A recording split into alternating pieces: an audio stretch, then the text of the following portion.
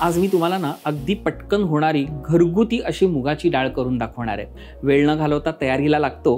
बघूया डाळ कशी होतीये ती। मी पाव किलो मूग डाळ घेतली होती, जी स्वच्छ धुवून आपण अर्धा ते पाऊण तास पाण्यामध्ये भिजवून ठेवली होती। त्यामुळे ही छान अशी फुलते आणि कमी शिट्ट्यांमध्ये पटकन डाळ तयार होते। सगळी डाळ पाण्यासकट या कुकरच्या भांड्यामध्ये घेऊया। मध्यम तिखट अशा ह्या मिरच्या आहेत।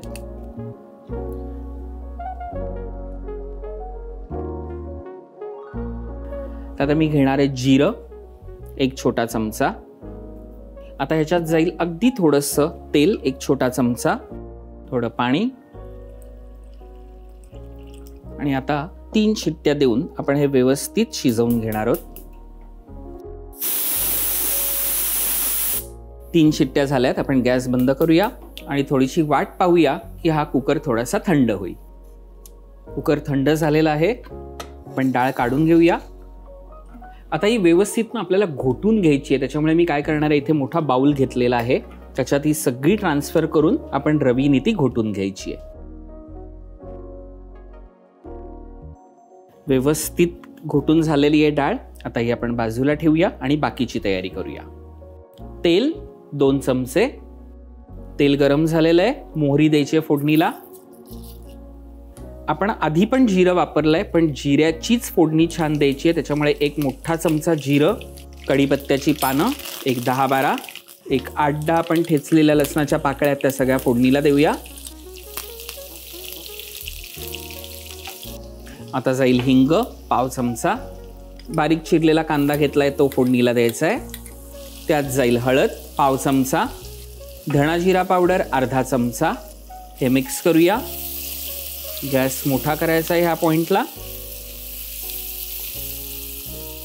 हाय फ्लेमवरती थोडंसं हे छान असं खमंग भाजून घेतलं की त्याच्यामध्ये आपल्याला आपण घोटलेली जी डाळ आहे ती सगळी मिक्स करायची आहे। आता ह्या पॉइंटला मिक्स करूया।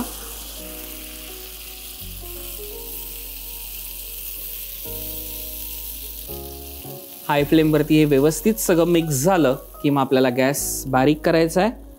ह्याच भांड्यात आपण थोडंसं पाणी घेऊया, पोर करूया, पुन्हा मिक्स करायचं आहे। आता इथे आपल्याला जितका वरण पातळ करायचं आहे तेवढं आपण करू शकतो, पण इथे मी थोडंसं मध्यमच ठेवणार आहे। आपण मध्यम आचेवरती व्यवस्थित हे शिजत ठेवलंय। मी इथे मुळा घेतलेला आहे थोडासा, त्याची सालं काढून चिरून घेतलेला आहे, असे पीसेस करून घेतले छोटे छोटे, ते आपण ह्याच्यात ऍड करूया। मीठ चवीनुसार, बारीक चिरलेली कोथिंबीर, याला एकदा मिक्स करूया आणि झाकण ठेवून एक 5 मिनिटं शिजवून घ्यायचंय। मुळा खूप शिजवायचा नाहीये, फक्त 5 मिनिटात आपली डाळ तयार होईल। एक 5-7 मिनिटं झालेली आहे।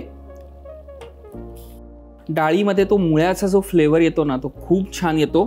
लिड लावूया, बाजूला ट्रान्सफर करूया आणि थोडीशी डाळ थंड होऊ देऊया। मी इथे तेल घेतलंय 1 चमचा मोठा।